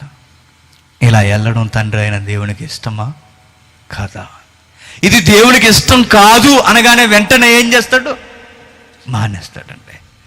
మనకి ఎన్ని బలహీనతలు ఉన్నాయో అన్ని బలహీనతలు ఆయన ధరించుకున్న దేహానికి ఉన్నాయి. కానీ ఎక్కడ తప్పు చేయకుండా ఎలా ఉండగలిగేవి అంటే ఒకే ఒక్క సమాధానం, ఇది నా తండ్రికి ఇష్టం కాదు అని తెలిస్తే అది చావనైనా చేస్తాడు కానీ చేయడానికి ముందుకు ఒక్క అడుగు కూడా వేయడండి. అది యేసుక్రీస్తు. తండ్రి అయిన దేవుని ఎలా ఆనందింపజేయగలిగాడు అంటే ఒకే సమాధానం. ఆయన జీవితంలో 30 సంవత్సరాల వ్యక్తిగత జీవితంలో తన ఇష్టం నెరవేరలేదు. మరి ఎవరిష్టం నెరవేరింది? దేవుని ఇష్టం. యవనస్తులు ఎలా ఉంటారంటే ఒరిజినల్ క్యారెక్టర్ ఎప్పుడు బయటకు వస్తుందో తెలుసా? చుట్టూ ఎవరు లేనప్పుడు వచ్చేస్తుంటుంది బయటికి. నలుగురు ఉన్నారంటే అందరూ పెద్ద మనుషులే, ఎవరూ లేరనుకోండి 4 గోళ్ల మధ్య అసలు రహస్యాలన్నీ కనబడుతుంటాయి, బయటకు వస్తుంటాయి. అప్పుడు ఒక నిండు యవనస్తుడికి మొబైల్ చేతికిచ్చి 4 గోళ్ల మధ్య ఒంటరిగా వదిలేసిపోండి బయటికి, చెప్పాల్సిన అవసరం లేదు, మీకు అర్థమవుతాయి. వాడి కళ్ళతో ఎన్ని అపవిత్రమైన పనులు చేయాలో అన్నీ చేస్తారు. ఒక యవన బిడ్డల్ని ఒంటరిగా వదిలి ప్రత్యేకంగా బ్రతకమని చెప్పండి, తప్పు చేయకుండా ఉండలేరు. యేసుక్రీస్తు అనేక సార్లు ఒంటరిగా ఉన్నారండి, కానీ ఎక్కడ ఆయన పాపం చేయడానికి ఇష్టపడలేదు. కోరికలు రాక ఆయన పాపం చేయలేదు, అదేం గొప్పతనం. కోరికలు వచ్చాయి అయినా పాపం చేయలేదు. మనం ఎలా ఉండాలో తెలుసా? మనకు కోరికలు వస్తున్నా, మన మీద ఎన్నో దాడి చేస్తున్నా మనం తప్పు చేయకూడదు. అది పరీక్ష అంటే. నాకు ఏ ఫీలింగ్స్ రావట్లేదంటే నేను తప్పులు చేయను అనకూడదు. ఫీలింగ్స్ ఉన్నా తప్పులు చేయకూడదు. సహజం మానవాళికి వస్తాయి, దానికి కార్యరూపం ఇవ్వకూడదు. ఒక పరిచారకుడు, ఒక పెద్ద ఆయన ఒక మంచి మాట అన్నాడు, తల మీద పక్షులు ఎగరకుండా మనం చేయలేం, అయితే అవి వచ్చి మన తల మీద గూడు కట్టకుండా చేయగలిగిన బాధ్యత మన చేతుల్లో ఉందన్నాడు. కోరికలు కూడా అంతే. కోరికలు రాకుండా మనం ఆపలేం, కానీ వాటిని గూడు కట్టకుండా ఆపగలిగే శక్తి మనం చేయాలి. యేసుక్రీస్తు అదే చేశాడు. ఆయన మీద ఎన్నో దాడి చేశాయి, కానీ ఆయన తప్పు చేయలేదండి. పాపానికి రూపాన్ని ఇవ్వలేదు, ఎక్కడా పాపం చేయడానికి ఇష్టపడలేదు. 30 సంవత్సరాలు ఆయన ఏం చేశాడయ్యా అంటే ఆయన జీవితంలో రహస్యం మందు బహిరంగంగా ఎక్కడ చూసినా దేవుని ఇష్టమే. ఆయన తిన్నా దేవునికి ఇష్టమైతే తింటాడు, దేవునికి ఇష్టమైతే నీళ్లు తాగుతాడు, దేవునికి ఇష్టమైతే మరొక అడుగు బయటకు వేస్తాడు, దేవునికి నచ్చిందే చేస్తాడు. తండ్రి అయిన దేవునికి ఇది నచ్చదు అంటే ఏది చేయడండి. క్రైస్తవ బ్రతుకులను అలా ఉండమంటున్నాడు పెద్ద అయిన పేతురుగాడు. ఇదిగో మనకి మాదిరి ఉంచిపోయాను, మీరు తన అడుగు జాడల యందు నడుచుకోవాలని మన ముందు ఆయన నడిచాడు, ఆయనలా మనం ఉండాలని. మనం ఉంటాం అలా? మనం ఎలా ఉంటాం చెప్పండి? ముందు నడిచిన యేసుక్రీస్తుని చూడం, మనం ఎవరిని చూస్తాం? సినిమా స్టార్లని, సమాజంలో ఉన్న స్టార్లని, వీళ్ళని చూస్తుంటామండి. క్రైస్తవ పిల్లలను కూడా కొంతమంది చూస్తుంటే నవ్వు వస్తుంటుంది. సినిమా స్టార్లు వేసుకునే బట్టలు వీళ్ళు వేసుకుంటారండి, సినిమా స్టార్లు వేసుకునే కటింగ్స్ వీళ్ళు వేసుకుంటారు. నువ్వు సినిమా స్టార్వా క్రైస్తవుడువా? నువ్వేంటి అసలు? నువ్వు క్రైస్తవుడు అయితే క్రైస్తవుడిలో ఉండాలి. అతి వద్దని చెప్పాడు కదా బైబిల్లో, అతి చేయొద్దని చెప్పాడు కదా బైబిల్లో. ఎందుకు అతి చేస్తున్నారు? క్రైస్తవుడు కదా.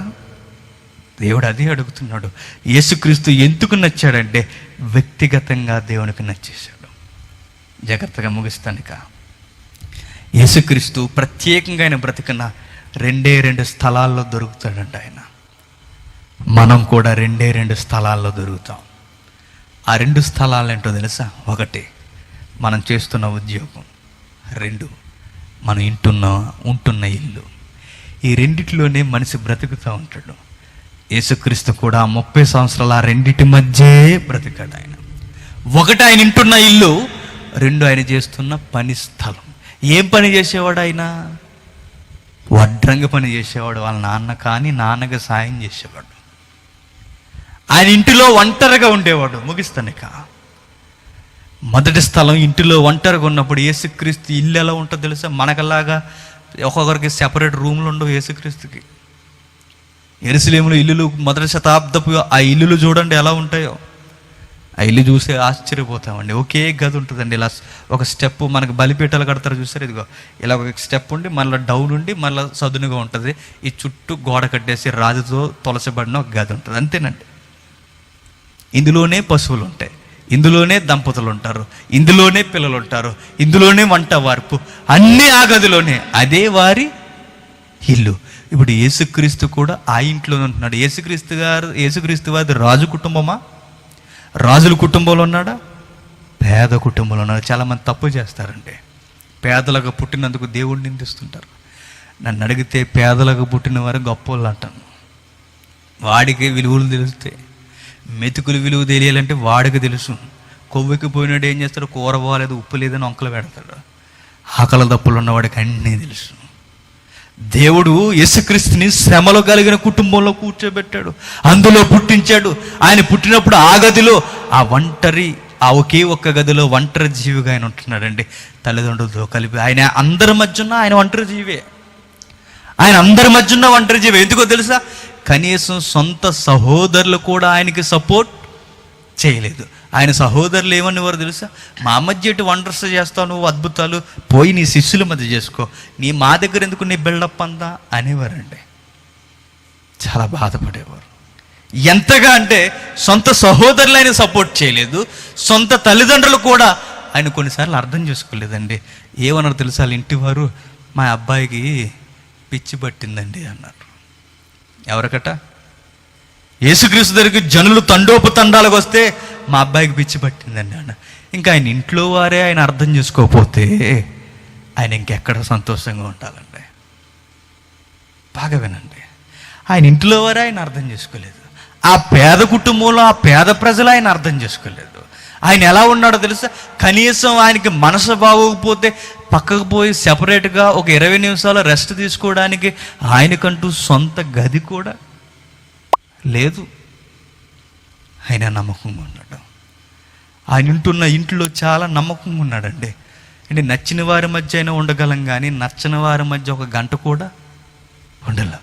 యేసుక్రీస్తు వారికి నచ్చిన వారు ఆ కుటుంబీకులు, తల్లిదండ్రులు కూడా యేసుక్రీస్తుని కొన్నిసార్లు గద్దించేవారండి. ఆయన వచ్చిన రక్షకుడయ్యా ఆయన. ఏమనుకుంటున్నారు? తనకన్నా ఏ విధముగా చూసినా తక్కువ వారండి తల్లిదండ్రులు. ఎవరు? మరియా, యోసేపులు తనకన్నా తక్కువ వారు. అయితే విచిత్రం ఏంటంటే తనకన్నా తక్కువ వారైన తల్లిదండ్రులకి తనను తానే లోబరుచుకున్నాడు. మనమేమి నేర్చుకోవాలి తెలుసా? మన తల్లిదండ్రులు మనకన్నా బాగా చదువుకోకపోవచ్చు, మన తల్లిదండ్రులు మనకన్నా గొప్పగా ఆలోచన చేయకపోవచ్చు, అయినా మనం వారికి లోబడి ఉండాలి. యేసుక్రీస్తు తనకన్నా తక్కువ వారైన తల్లిదండ్రులకు లోబడ్డారు. మనం పేరుగా క్రైస్తవ పిల్లలం, తల్లిదండ్రులను అంటాం మీకు ఏం తెలియదు నోరు మూయండి అంటాం. మనం తప్పు కదండి అది. క్రైస్తవుల పిల్లలమండి మనం. ఆ విలువలు మనకు కనబడాలి. వారికి తెలియకపోయినా ఎక్స్ప్లెనేషన్ ఇవ్వాలి. ఇలా చేద్దామా, అరే వద్దన్నా అని చెబితే సర్లే అమ్మా నీకు ఇష్టం లేకపోతే మానేస్తాను అని చెప్పాలి. తల్లిదండ్రులకి తమను తాము లోబర్చుకోవాలండి పిల్లలు. యేసుక్రీస్తుని చూడండి, ఆయనకి ఏం తక్కువ అండి. నోర్మి మరియ గారు ఏం మాట్లాడుతుందంటే మాట్లాడుతుంది, మరలా మాట్లాడలేదు. ఏం మాట్లాడుతున్నారు యేసప్ప గారు? నాకన్నా ఎక్కువ తెలుసా మీకు అంటే మాట్లాడగలడా? నేను ఎవరు అనుకుంటున్నారు? నేను లేకుండా ఏది కలగలేదు అంటే మరలా మాట్లాడగలరా? మాట్లాడలేరు. అయినా మారు మాట మాట్లాడకుండా వారికి లోబడ్డాడండి. అది యేసుక్రీస్తు అంటే. తండ్రి అయిన దేవునికి ఎలా నచ్చేసాడంటే ఎలా నచ్చేస్తాడు? ఏదో ఘనకార్యాలు చేసి నచ్చేలేదు. తండ్రి అయిన దేవుడికి ఎలా నచ్చుతావో తెలుసా? ఇలాంటి చిన్న చిన్న విషయాల్లోనే మనం నచ్చుతాం. నువ్వు తల్లిదండ్రులకు విధేయత చూపిస్తున్నావా? నచ్చుతావు. తల్లిదండ్రులకు విధేయత చూపించకుండా తిరగబడుతున్నావా? దేవునికి నచ్చవు. పెద్దవారిని గౌరవించట్లేదా? నచ్చం మనం. ఇటు దేవునికి దానికి సంబంధం, చాలా సంబంధం ఉందయ్యా. 30 సంవత్సరాలు దేవుడిని ఎలా ఆనందింపజేశాడు అనుకుంటున్నావు? ఏదో ఘనకార్యాలు చేసి ఆనందింపజేయలేదు ఆయన. ఎలా ఆనందింపజేశాడు అంటే, ఇదిగో ఆయన విధేయత కలిగిన బ్రతుకే తండ్రి అయిన దేవుణ్ణి సింహాసనం మీద ఉంచలేకపోయింది. పిలుపుతో సాక్ష్యాన్ని ఇవ్వాల్సిన పరిస్థితిని తీసుకొచ్చాడు. ఈయనే నా ప్రియకుమారుడని అరిశాడు పరలోకం నుంచి. మన వ్యక్తిగత జీవితం దేవుణ్ణి ఆనందింపచేయాలి. జనుల మధ్య ఒకలా ఉండి, రహస్యంలో ఒకలా ఉండి, చర్చిలో ఒకలా ఉండి, ఇంటికి పోయి ఒకలా ఉండి, సమాజంలో ఒకలా ఉండి, ఎవరు చూసినప్పుడు ఒకలా, చూడకపోయినప్పుడు ఒకలా ఉంటే నిన్ను దేవుడు చూస్తున్నాడు అనుకుంటున్నావా? చూడట్లేదు అనుకుంటున్నావా? చూస్తాడు దేవుడు మనల్ని. యేసుక్రీస్తు సూక్ష్మంగా పరీక్షింపబడ్డాడండి దేవుని చేత.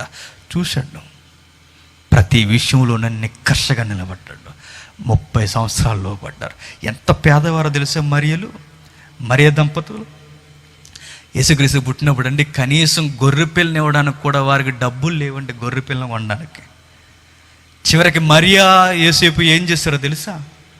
2 తెల్ల గువ్వలు తెచ్చి యేసుక్రీస్తుకి బలియాగం జరిగిస్తారు ధర్మశాస్త్రం ప్రకారం. అంటే కనీసం వారి కుటుంబానికి ఆర్థిక అవసరాలు తీర్చుకోవడానికి, కనీసం నిత్యావసరాలు కూడా తీర్చుకోవడానికి వారి దగ్గర ఏం లేవు, డబ్బులు లేవు. అయినా యేసుక్రీస్తు ఆ పేద కుటుంబం మధ్య, ఆ దారిద్ర్య రేఖ దిగును బ్రతుకుతున్న ఆ పేద కుటుంబం మధ్య దేవుణ్ణి సంతోషింపజేశాడు. పేదవారిగా పుట్టినందుకు బాధపడకండి. ఎవరైనా ఉంటే మధ్యతరగతి కుటుంబంలో ఉన్నందుకు ఇంకా నేను ఉన్నత స్థాయికి వెళ్ళాలని బాధపడకండి. నువ్వు ఏ స్థితి ఎందుంటే ఆ స్థితి ఎందే తండ్రి అయిన దేవుని ఆనందింపజేయాలి. ఎందుకు నిన్ను పేద కుటుంబంలో పెట్టాడు? నువ్వు అక్కడే దేవునికి నచ్చుతావు. నిన్నెందుకు మెతుకులు లేని పరిస్థితుల్లో పెట్టాడు? నిన్ను అక్కడే దేవుడు నచ్చాలనుకుంటున్నాడు, అక్కడే నిన్ను మెప్పు కోరుకోవాలనుకుంటున్నాడు. మనం తెలియక అనుకుంటామండి, నేను అనవసరంగా ఈ కుటుంబంలో పుట్టాను, నేను అనవసరంగా ఈ క్యాస్ట్లో పుట్టాను, నేను ఎక్కడో పుడితే బాగుండేది, ఎరగదీసేద్దని అనుకుంటాం. ఎక్కడికి వెళ్ళినా ఏం చేయలేవయ్యా. ఎక్కడున్నా దేవునికి ఇష్టడుగా ఉండాలి అంటే నీ విధేయత చాలా ఇంపార్టెంట్. ఆయన ఇంటిలో నమ్మకంగా ఉన్నాడు. తల్లిదండ్రులు కానీ, తనకన్నా తక్కువ వారైన సహోదరులు కానీ ఈ ఒక్క మాట కూడా అనలేదు. తనను తానులో వరుచుకున్నాడు. ఆ తర్వాత ఆయన పనిచేసే స్థలం వడ్రంగి కొట్టే, రంపపు పొట్టు మధ్య ఆయన బ్రతికాడండి. ఆ రంపపు పొట్టు మధ్య బ్రతుకుతున్నప్పుడు వ్యాపారం చేస్తున్నాడు. వ్యాపారం చేసేవారి చేతిలో ఏముంటాయి చెప్పండి? డబ్బులు ఉంటాయి. నాన్నకు తెలిసి ఒక 100, నాన్నకు తెలియకుండా 200 ఏమో నొక్కేసాడా? మనం ఏం చేస్తాం? నాన్న సట్ట తీసుకెళ్ళి యాంగర్గా తగిలిస్తే కొన్ని డబ్బులు మాయమైపోతాయండి పిల్లలకి. నాన్నను చూడకపోయినా ఆ నాన్న చూస్తాడు. నాన్న జాగ్రత్త. వాళ్ళ నాన్న వ్యాపార విషయంలో నాన్నకు తెలిసి నాన్నకు తెలియకుండా ఒక్కొక్క దొంగ పని చేయలేదు. ఇంకా విచిత్రం ఏంటో తెలుసా? నాన్న మన వ్యాపారం అభివృద్ధి చెందిపోవాలంటే, పక్క కొట్లని ఇంకా మిగిలిన రంపపు కొట్లని డామినేట్ చేయాలంటే, మన వ్యాపారంలో ఎలాంటి దృక్కోణాలు ఎదుర్కోవాలని లేనిపోని లౌకిక సంబంధమైన సజెషన్స్ తండ్రికి ఇవ్వలేదు. రంపపు పొట్టు మధ్య నమ్మకంగా బతికాడు. కష్టపడి చేసిన ఈ రంపపు పొట్టుతో చేసిన ఈ వస్తువులు, ఎలాంటి వస్తువుల్ని తక్కువ రేటుకు చేసి ఎక్కువ రేటుకు కూడా అమ్ముకోలేదండి. అక్కడ కూడా నమ్మకం. పనిలో నమ్మకత్వాన్ని జీవించాడు, డబ్బులో నమ్మకత్వాన్ని జీవించాడు. నువ్వు పనిచేసే స్థలంలో ఉన్నావా? నమ్మకత్వాన్ని పోగొట్టుకో. నువ్వు పనిచేసే ఉద్యోగంలో ఉన్నావా? ఆ ఉద్యోగంలో నమ్మకత్వాన్ని పోగొట్టుకో. దీనికి దేవునికి చాలా సంబంధం ఉంటుంది. ఎక్కడ నువ్వు ఉన్నా, నువ్వు ఉద్యోగం చేస్తున్నా, పని చేస్తున్నా, ఇంటిలో ఉన్నా, నువ్వెక్కడికి పోయినా దేవుడు నిన్ను చూస్తుంటాడు, నన్ను చూస్తుంటాడు, మనల్ని అబ్జర్వ్ చేస్తుంటాడు. చిన్న విషయంలో నమ్మకంగా ఉన్నవాడు పెద్ద విషయంలోనూ నమ్మకంగా ఉంటాడు. 30 సంవత్సరాలు ఈ 2 స్థలాల్లో తండ్రి అయిన దేవుణ్ణి ఆనందింపజేసేసాడండి. ఒక్క తప్పు కూడా చేయలేదు. దేవుడు ఉండబట్టలేకన్న మాట అదే. ఈయనే నా ప్రియకుమారుడు, ఈయన యందు నేను ఆనందించుచున్నాను అన్నాడు. ఎబ్రీయులకు రాసిన పత్రిక 2వ అధ్యాయం ముగించుకుందాం. ఎబ్రీయులకు రాసిన పత్రిక 2వ అధ్యాయం 17వ వచనం. కావున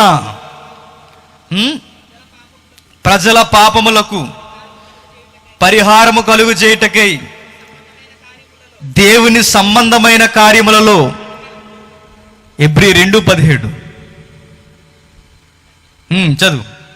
కావున ప్రజల పాపములకు పరిహారము కలుగు చేయుటకై దేవుని సంబంధమైన కార్యములలో కనికరమును నమ్మకమును గల ప్రధాన యాజకుడు అవు నిమిత్తము అన్ని విషయములలో ఆయన తన సహోదరులు వంటి వాడు కావాల్సి వచ్చిన అన్ని విషయాల్లో సహోదరులు వంటి వాడయ్యాడు.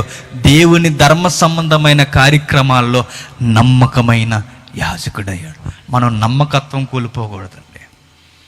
దేవుడు ఒకరోజు చనిపోయిన తర్వాత అందరిని చూసి అనే మాట ఏంటో తెలుసా? బలా నమ్మకమైన దాసుడా అనాలి.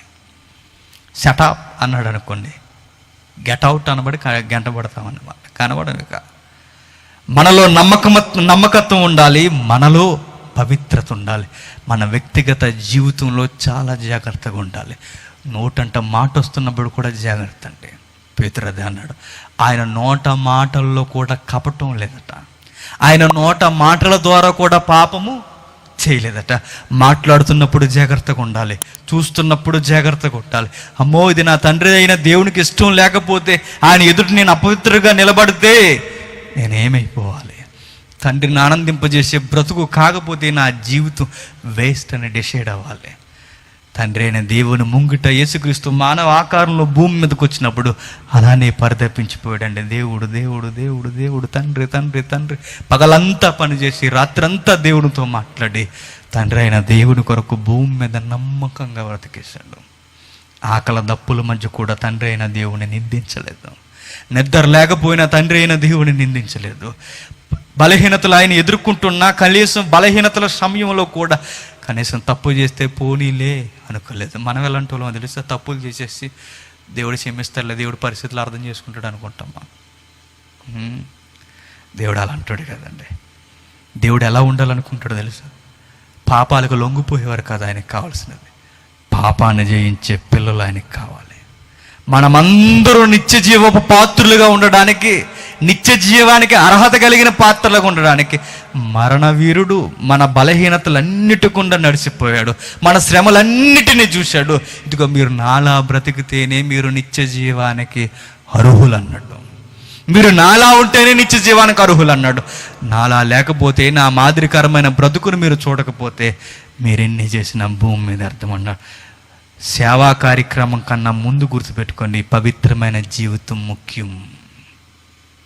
ప్రసంగాల కన్నా ముఖ్యమైనది వ్యక్తిగత జీవితం ముఖ్యం. బహిరంగ సేవా కార్యక్రమం కన్నా దేవుణ్ణి మప్పించే వ్యక్తిగత జీవితం చాలా విలువైనదండి. ఇవి లేకుండా, ఈ వ్యక్తిగత జీవితంలో ఈ పవిత్రత లేకుండా ఎన్ని ప్రసంగాలు చేసినా, ఎన్ని బహిరంగ సభలు చేసినా, ఎన్ని ఊర్లు తిరిగినా, ఎంతమంది మధ్య నేను బైబిల్ పెట్టుకుని తిరిగినా నా జీవితం అంతా దేవుని ముందు